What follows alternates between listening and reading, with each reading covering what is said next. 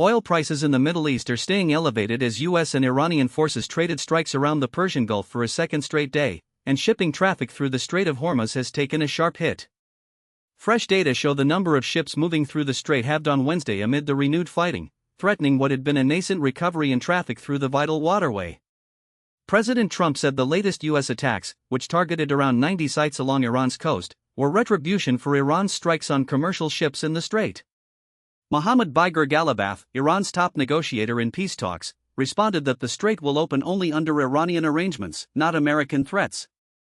The International Maritime Organization, a United Nations agency, recently urged shipowners and operators to avoid the strait altogether. Traffic had only just begun ticking up again after a ceasefire agreement between the U.S. and Iran was signed last month.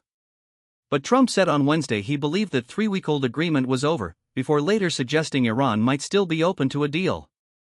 Iran itself has said nothing about new negotiations. On Wednesday, just 25 ships passed through the strait in both directions, according to the maritime data firm PLR, down from 49 the day before. That's still more than during the peak of the war, when only a handful of vessels dared the narrow waterway each day, but it's a steep drop from pre-war levels of more than 130 ships daily.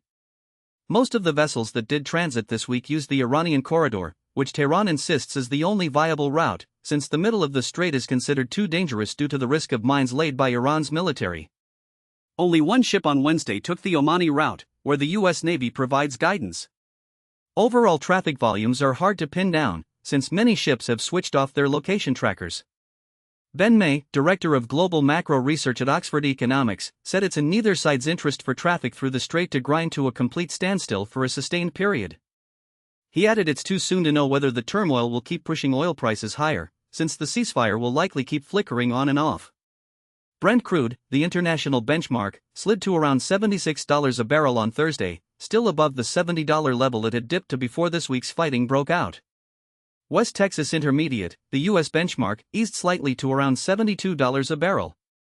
That's the story from the Strait of Hormuz. We'll keep watching how it develops.